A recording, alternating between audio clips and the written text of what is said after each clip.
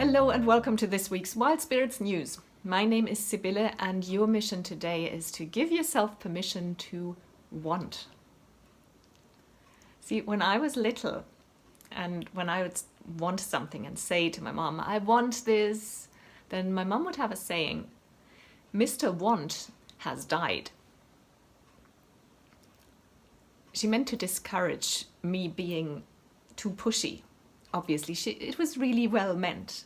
But I think that this kind of thinking is actually very damaging. It leads to a perception in our society today that people who are vocal about their wants and desires must be selfish and ruthless. Of course, some people are, but that's because they're selfish and ruthless. It's not because they want things. So your mission today is to give, like I said, to give yourself permission to truly want and to discover why this is actually the best thing that you could do, not just for yourself, but for your loved ones. Task 1 is called, What's Your Story? See, the chances are that you, like me, have acquired throughout your life, throughout your childhood, growing up and your adult life, you have acquired a couple of internal subconscious stories about wanting and about desiring. It might not even be conscious in your mind, but we are very much shaped by your environment, by things people tell us repeatedly when we grow up, and by the attitudes of people around us. And often we are not even aware that we have acquired this belief. Now, in order to uncover where your stories are around wanting and desiring, I would like you to take a couple of deep breaths and get comfortable, maybe lean back, maybe close your eyes if you like, just relax. And then complete the sentence, I want ... And do that several times. You may pause the video if you have to. I would suggest do it now because, as usual, if you say, oh yeah, I'll do this later or this evening or tomorrow, it's very likely that you'll not get to it and then eventually forget. So pause the video and finish the sentence, I want. Over and over again. And just, if you like, you can write down your answers and don't censor yourself. Even if it seems silly or if it's something that you think you don't really want or if it's just ridiculous. Silliness can bring out a lot of creativity, like we said in a previous video. So just write everything down, brainstorm it. And then review your answers. Not just in terms of what it might be that you truly want, but most of all, pay attention to how you feel when you say those things. When you say, I want a big house, or when you say, I want a lot of money, or when you say, I want a loving relationship, or I want a harmonious family, or whatever it is. I want radiant health, and whatever it is, if it's material, and especially don't censor yourself if there's material things on your list. You're allowed to want a house, you're allowed to want money, you're allowed to want a car, this is okay. You're not a bad person or a superficial person or anything. Just don't censor it and look at not what it is that you want, but how it makes you feel to say out loud, I want XYZ, fill in the blank, whatever you put in there. Because this feeling is the best signpost towards your beliefs and your internalized stories about wanting and about desiring. And this is what we're after here. Task 2 is to become a receiver.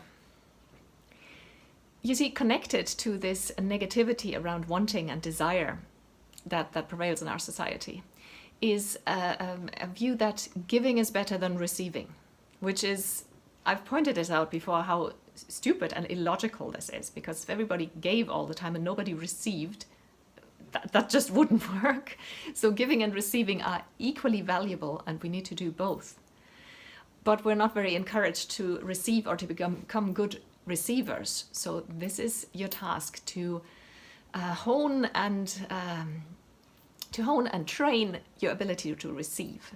The way you do this, and this goes beyond this video, so this is an ongoing task now for the next at least couple of days or weeks.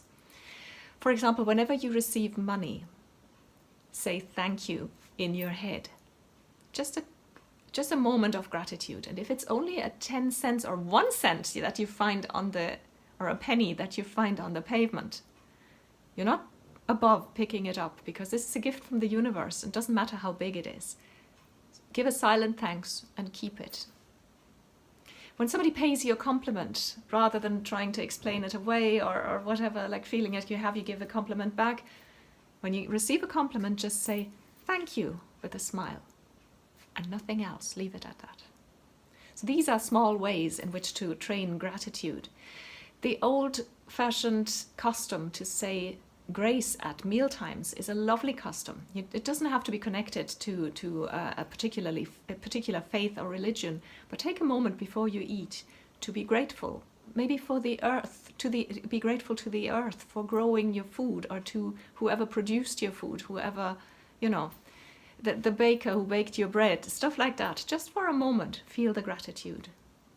And that makes you a more grateful and a more abundant receiver. It will also change what comes your way, because this kind of attitude tends to attract more abundance, because you're showing that you can appreciate it. Task 3 is called permission to want.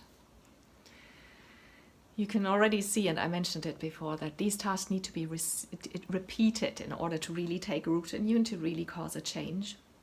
But of change, you will perceive a change. And once these old stories and this negativity around wanting and desire lifts a little bit, then it's time to pursue what you truly want to find out, to get clarity about it, and to actually put your desire first, and with joy and without feelings of guilt or of shame or not being allowed to do it, to actually pursue what you want in your life, and it'll make a huge difference in your life.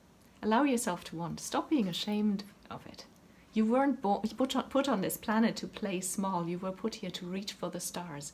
And this is the greatest inspiration that you could give anyone around you, your loved ones, your children, your friends. Aim to become this rather than the old, and it's honestly, it sounds a bit old-fashioned these days, this ideal of being the filled with humility and playing small and being, and being all modest. That doesn't serve anyone, not you and those around you. You were born for so much more. So step into it, claim it, and become it. Your 4th task is, as usual, to let me know. I would love to know what you think about it. How do you deal with desire and want? What came up for you in this exercise? What is your story around wanting and desire? Let me know, and let's have a conversation about it. All you have to do is hit the reply button on the email that you got the link to the video with, and I will get back to you as soon as possible. If you didn't receive an email with a link to the video, that means you're not part of the Wild Spirits community yet, and you should join us. Go to wildspiritscoaching.com and fill in the little form there. You can also do the free life audit on that page. If you fill in the form after doing the life audit, one of the things that'll do is also to subscribe you to the newsletter, which is 100% spam free. It's just 1 email per week from me personally, with information, background information. There's a lot more than just the link to the video. There's recommendations of resources and books and special columns, and sometimes exclusive offers that only my subscribers ever get to see. So go to wildspiritscoaching.com and subscribe. You can also Google Wild Spirits Coaching. That'll get you to the website as well. Thank you for watching.